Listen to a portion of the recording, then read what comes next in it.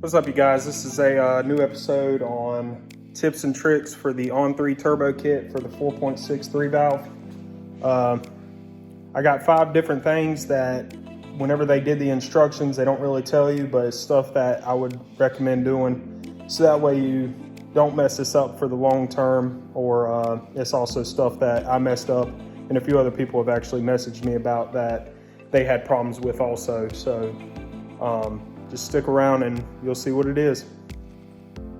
Okay, so for the first tip, we have the radiator hose that I have a lot of questions about for the 05 to 06, because as y'all know, we have this over here for the coolant going in, and it also comes out over here. And everybody's having issues with trying to find the actual crossover here that's on the later years, which is what I now have on the new engine, as you can see there. And then there's not one over here.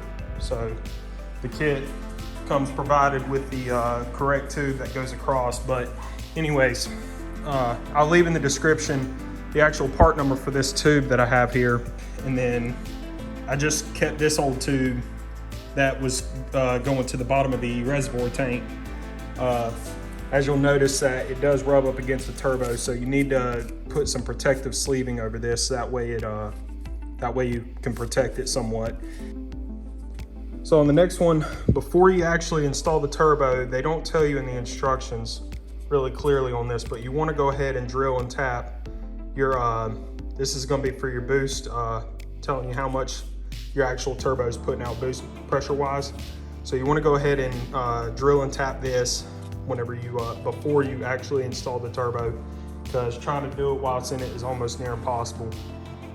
This bolt, which is what connects to your mounting bracket right here, a lot of people have been having issues where whenever they go to actually take the normal bolt that they have, which is very, very short. I wish I had the old one to show you how short it is compared to what I have in there now, but this is what I have in there now. I had to actually helicoil this out because the original one stripped out the actual gap from the other bracket.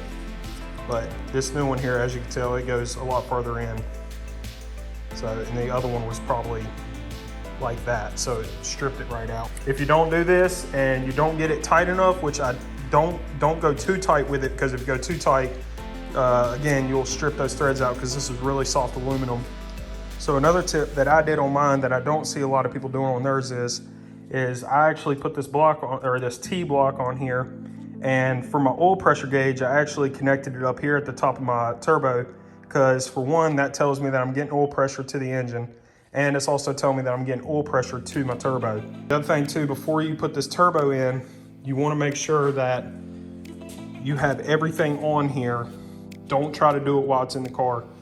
The other thing is this oil, your oil drain line here. You want to make sure that you have this on also, because if that's not on, you're not going to get it on while it's underneath the car. It's literally impossible. And it's a struggle even getting it while it's like this.